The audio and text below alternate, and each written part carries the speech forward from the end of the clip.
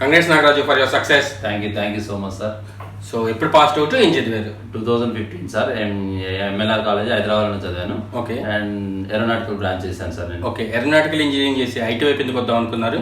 Aeronautical చేసి అందులో job వచ్చింది సార్, కానీ అందులో సర్వే అవ్వలేకపోయాను. ఓకే. దానివల్ల కమ్యూనికేషన్ స్కిల్స్ అట్లా దానివల్ల సర్వే అవ్వకపోతే ఐటీ ఫీల్డ్ ఎంచుకున్నాను సార్. ఐటీ ఫీల్డ్ ఎంచుకొని దాంట్లో ఏది బాగుంటుంది అనేది చూస్ చేసుకున్నాను. అదని అనుకొని ఓకే. ఎలా తెలిసింది బీఆర్ఎన్ గురించి?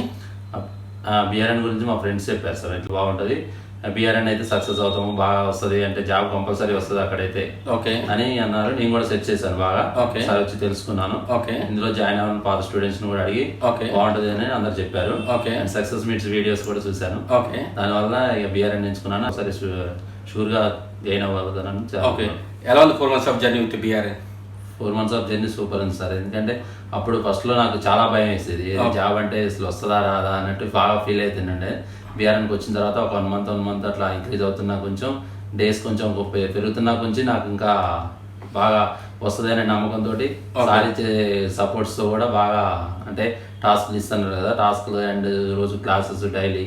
ఓకే. దానివల్ల ఇంకా నాకు ఇంప్రూవ్ అవుతుంది సార్. ఇంప్రూవ్ అయ్యి నాలెడ్జ్ కూడా ఇంప్రూవ్ చేసుకొని, అండ్ లాస్ట్ 1 month ఇంకా నన్ను బాగా ఇంప్రూవ్ చేసింది సార్. ఎందుకంటే సార్ ఇట్లా ఇంటర్వ్యూస్కి అటెండ్ అవ్వమని, ఇంటర్వ్యూస్ అంటే నాకు చాలా భయంగా ఉండేది ఇంటర్వ్యూస్ అంటే ఇంతకుముందు. ఓకే. ఇక్కడికి వచ్చాక అది కూడా సపోర్ట్ ఇవ్వబట్టి కొంచెం అవి కూడా గెయిన్ చేయగలను. ఓకే.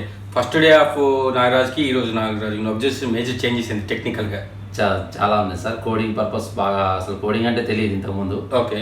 చేయగలుగుతామా అని భయం ఉండేది. ఓకే. ఇప్పుడు ఓకే సార్, షూర్గా బాగా మెయింటెనెన్స్, ఎట్లా attendance and next hours maintenance కూడా, ఎట్లా జాబ్లో ఎట్లా ఉండాలి, ఆఫీస్లో ఎట్లా ఉండాలి, అన్ని మెయింటెనెన్స్ కూడా తెలుసుకున్నాను సార్ ఇక్కడ. Okay.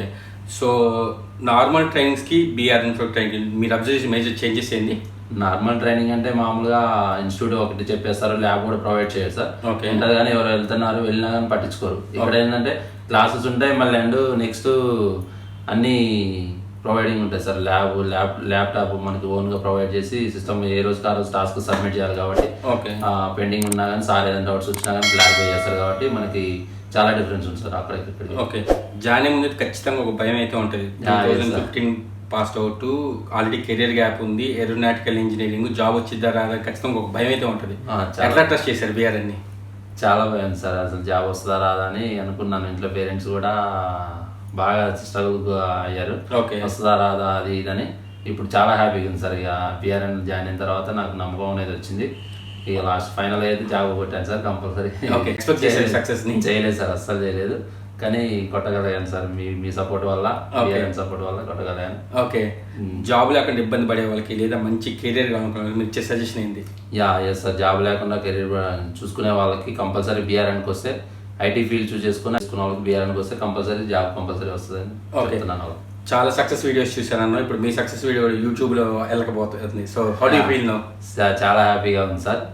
I'm happy feeling happy sir. Okay. Anyways thanks for feedback and all the best for future. Thank you sir. Congrats.